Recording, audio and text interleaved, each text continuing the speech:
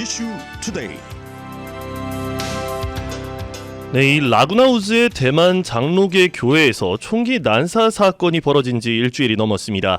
하지만 아직도 이 사건이 왜 일어났는지에 대한 궁금증이 많은데요. 이 사건을 취재하고 있는 LA타임즈 박종찬 기자와 이야기 나눠보겠습니다. 안녕하십니까? 안녕하세요. 네, 현장에서 뵙다가 이렇게 데스크에서 뵙네요. 네, 일단 사건 배경부터 좀 이야기를 나눠보겠는데 이 지난주에 있었던 경찰과 검찰의 발표들을 정리 좀 해주시죠. 네, 많은 청취자분들이 지난주에 계속 들으셨겠지만 지난주 월요일 오렌지 카운티 경찰은 대만과 중국이 양안 관계에 불만을 가진 한 대만계 이민자가 이 총기 난사 사건을 저질렀다고 발표했습니다. 경찰은 범인 데이빗 웬웨이 차오가 자신이 차에 대만 독립을 반대하는 노트를 남겼다고 얘기했는데요. 네. 또 이 범인은 미국에서 가장 큰 대만계 신문 월드저널에 자신이 왜 이 사건을 저질렀는지에 대한 매니페스트를 보내기도 했습니다.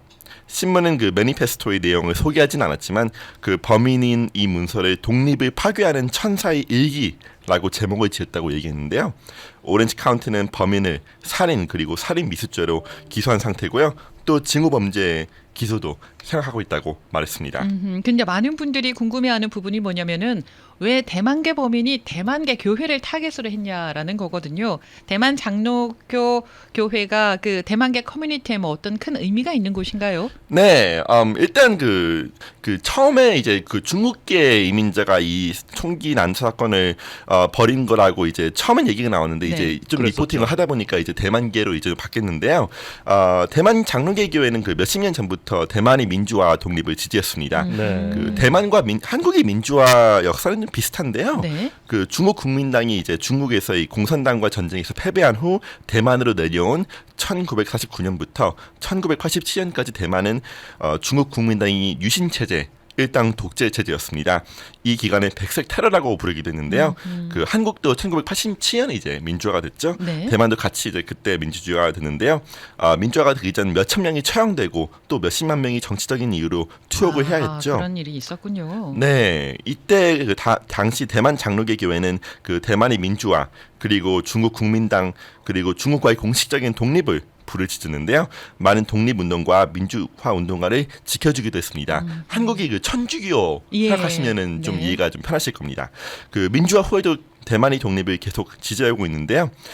가장 교회에 대한 눈이 띄는 점을 하나 얘기 드리면 보통 대만에서는 이제 만다린이라고 하죠. 표준 중국어를 많이 씁니다. 네. 중국 국민당이 몇십 년 동안 대만어를 이제 사용 금지시켰기 때문인데요. 그렇군요. 네. 하지만 장로계 교회들은 예전부터 지금까지 예배를 대만어로 보고요. 이 라구나우즈에 있는 교회도 예배를 대만어로 보고 있는 거죠. 즉 교회 신도들은 자신들이 중국에 소속되어 있는 것이 아니라 대만의 교의 정체성 그리고 독립을 지지하고 있다고 보는 게 편하죠. 그렇군요. 네, 이 대만 장로계 교회가 이 민주화와 대만 독립을 지지한다는 것, 이번 사건에서 어떤 의미를 갖고 있는 겁니까? 네, 범인은 대만에서 1950년대 태어났지만 부모가 중국에서 자라온 외성인이라고 부릅니다. 아, 예. 커뮤니티 어른들에 따르면 범인 자신은 미국 이민 후 대만계 커뮤니티 모임도 가긴 했지만 자신을 중국인이라고 생각한다면서 모임 분위기를 싸하게 만들었다는 증언도 여러 번 나왔는데요. 또 중국 공산당에서 지원하는 대만과 중국이 통일을 위하는 모임에 참석하기도 했습니다. 즉 대만에서 태어나서 그리고 자랐지만 범인은 정치적으로나 인종적으로나 대만 장로계 교회 그리고 신도들에 대해서 적으로 보고 있었던 것이죠. 뭐 친중 인물이라고 봐도 되겠네요. 그렇죠. 네. 또 이 사건을 양안 관계의 악화 때문에 생겨난 사건이다 이렇게 분석하는 시각도 있거든요. 이 분석이 맞는 겁니까? 사실 많이 복잡합니다. 이게 네. 일단 대만과 중국의 양원 관계는 뭐 아시겠지만 좋지 않은 건 사실이죠. 예. 네. 치잉원 총통이 대만에 이끌어간 지 약 6년이 되는데요. 치잉원 총통이 속한 민주진보당은 예전보다는 온건하지만 아직도 대만 독립을 지향하고 있습니다.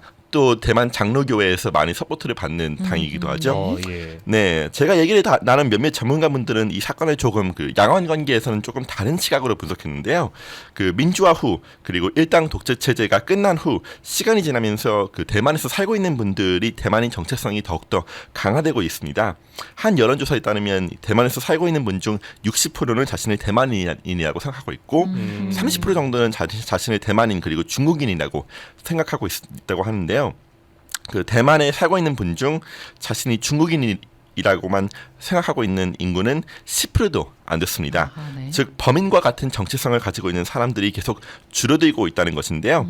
그 범인은 이 트렌드를 두려워했던 것 그리고 싸우고 싶었던 것이 아닌가라는 분석을 몇몇 분들한테 들을 수 있었습니다. 그 양원 관계에도 뭐 문제가 있지만은 그 범인의 정체성 문제가 가장 큰 영향을 준 것이 아닌가라는 분석입니다.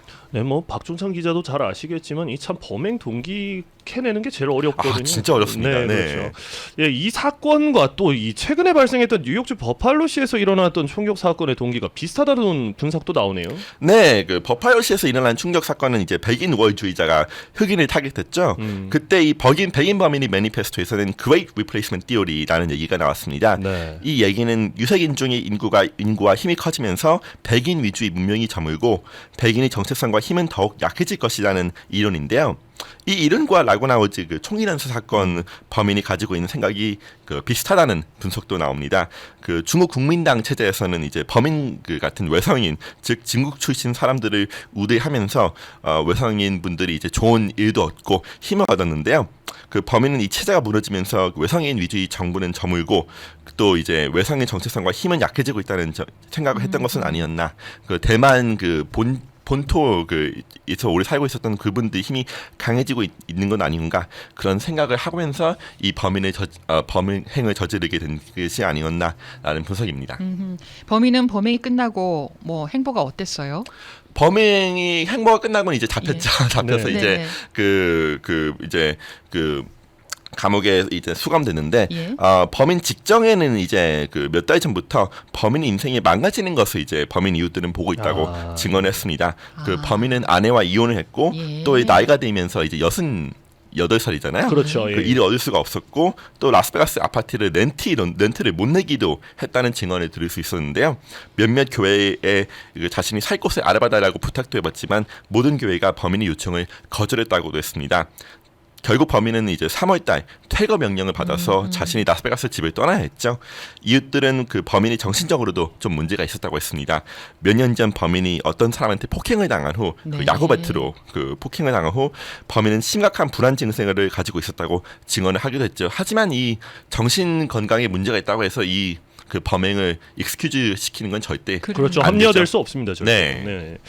자, 그 뭐 복합적으로 다 작용을 했다는 건데 이 사실 많은 정치자분들이 걱정하는 것이 내가 가는 교회에서도 이런 일이 벌어질 수 있지 않을까라는 건데요. 여기서에 대해서는 어떤 이야기가 나왔습니까? 저도 이제 교회를 다니는 입장으로서 딱 이 사건이 벌어지기 직전에 이제 예배를 저도 일요일 날 드렸는데 그 걱정이 많이 되더라고요. 그때부터도 뭔가 느낀 게 있었나 봐요. 그때도 어떤 그 총기 난사 사건이나 내 교회에 이르면은 어떻게 내가 이걸 막을 수 있을까 생각을 해봤는데 그 쉬운 답을 드리기는 어렵죠. 저도 경비를 강화하는 것도 한 방법이고 또 그 수상한 낌새를 느끼면은 바로 경찰에 신고하는 것도 한 방법일 수도 있습니다. LA 카운티 경찰은 이제 그 수요일 날 기자회견에서 수상한 낌새를 느끼면 바로 경찰에 신고하라고 얘기도 하기도 했는데요. 그 이번에 교회 신도들이 이제 총기 난사범과 싸우지 않았습니까? 네. 그 이자를 내려치기도 했고, 그렇죠. 그 손을 묶기도 했고 이런 것도 한 방법일 수는 있습니다만 사실 가장 근본적인 얘기는 그 어떤 방법이든 그 피해를 100% 방지할 수 있는 방법은 없죠. 총기가 존재하고 증오가 존재하는 한 이런 범죄를 완전히 없애기에는 참 힘들 것 같습니다. 맞습니다. 앞으로 이 사건을 계속 추적해 나가실 건가요? 네, 이제 이 사건을 추진해 나가고 가장 큰 그 질문은 이제 장로교회를 타겟하는 거는 왠지 알았지만 왜 라구나 우즈, 왜 얼반이라는 건데요. 그 범인은 라스베가스에서 살지 않았습니까? 네, 그러니까요. 충분히 라스베가스에서 공격할 수도 있었고 그러니까요. 또 LA에서 대만계가 샌그리빌 밸리에 굉장히 많습니다. 많죠. 뭐 모네이 파크, 아람브라 이쪽에 굉장히 많은데 예. 왜 이런 쪽에 공격을 안 하고 라구나 우즈, 얼바인, 오렌지 카운티에 가서 공격을 했냐는 건데요. 아직도 좀 풀어야 될 질문이 좀 많은 것 같습니다. 뭐 개인적인 생각입니다만 이 아무래도 라스베가스는 워낙에 익숙한 동네기도 하고 또 어떻게 체포될 것인가라고도 내다볼 수 있는 동네기도 하고 그렇죠. 그래서 이제 멀리 와서 이제 생소한 자기가 도망가기 쉬운 동네를 고른 게 아닌가라는 개인적인 생각도 있는데 뭐 그거는 이제 취재 결과 그리고 수사 결과를 지켜봐야 될 것 같습니다. 요즘 교회에서요, 그 성도들의 숫자가 줄어드는 상황에 외부에서 새로운 사람이 들어오면 굉장히 크게 환영을 해주거든요. 그렇죠. 보통 저희 교회도 저희도 그렇죠. 저희 네, 교회도 네. 매번 새로운 분이 오시면은 환영하고 박수치고 이러는데 네, 아마 그런 것도 좀 노린 부분이 있지 않을까 싶기도 하고요. 네. 네, 아마 처음에 크게 굉장히 환영을 받았을 거라고요. 네. 그렇겠죠. 네, 네. 알겠습니다. 예, 수고 많으셨습니다. 앞으로도 좋은 소식 부탁드립니다. 감사합니다. 네, 지금까지 LA 타임스의 박종찬 기자였습니다.